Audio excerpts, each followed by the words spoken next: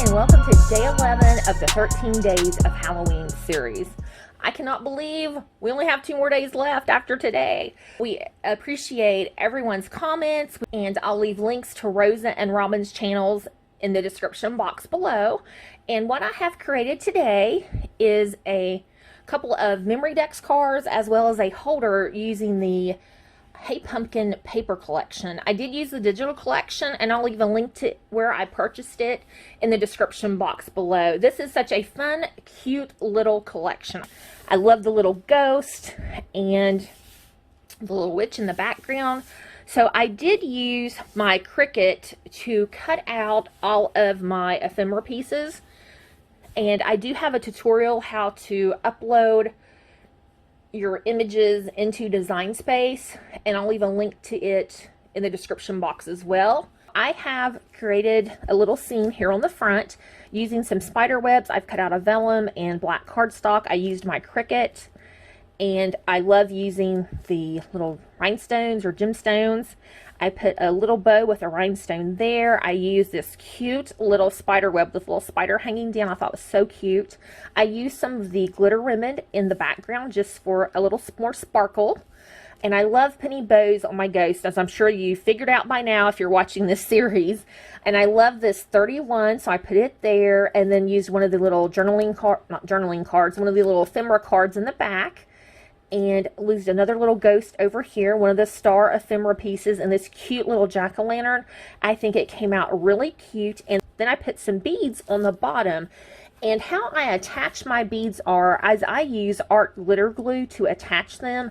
For me, it works better than hot glue, because where the hot glue kind of peels off anything hard, a hard surface, the art glitter glue seems to grab better, and I'll just kind of tap it. I'm not going to tap too hard, but I have the best luck with holding my beads on the bottom for feet, and it does dry clear, so it's nice and neat. And also, the art glitter glue works great if you're adhering metal pieces to your paper projects. And we'll just turn this around, and I just love this blue paper with the multicolored polka dots. And of course, I love the little ghost. They're just so cute. And then this just matches the other side.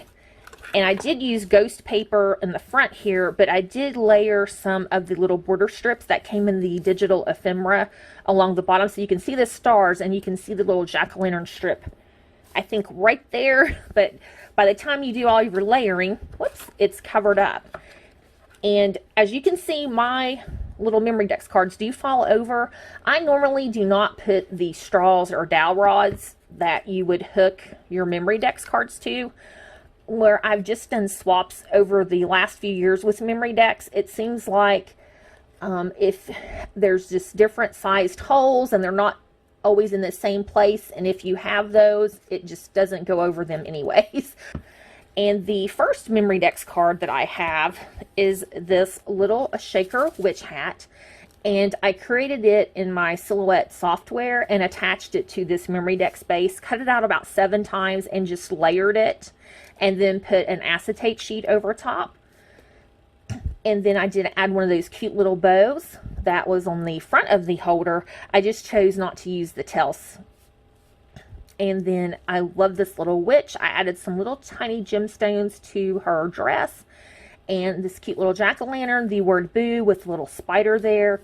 Of course, every witch needs a black cat. And the ephemera piece, Hocus Pocus, with some little gemstones. And this cute little vellum spider web in the back.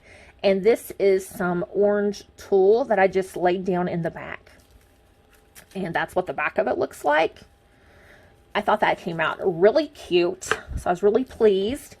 And then the next one is a spider web adhered to the bottom of a memory dex card. So on this one, I used lots of layers, lots of dimension, and of course a little ghost with a little bow in her hair. I used this little Polaroid frame to frame the ghost face. This cute little jack-o'-lantern here, and of course I had to add a spider since we have the spider web in the back.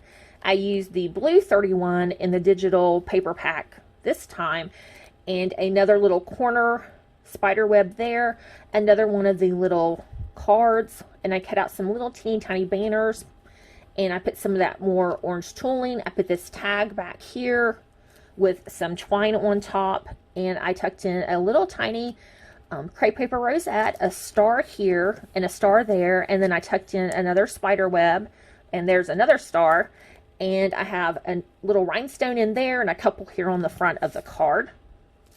And then I did use the digital borders here along the bottom, and this is what the back looks like. And I do not have a tutorial for these. My phone had went off, so I'm not sure what happened. But if you would like a tutorial for these, just put it in the comments below, and I will do my best to get that made for you. So thanks for watching. Make sure to check out Rosa and Robyn's channels. I have those linked in the description box below. Thanks for all of your wonderful supportive comments. I greatly appreciate it. It means so much to me. Thank you for watching, and have a spectacular day.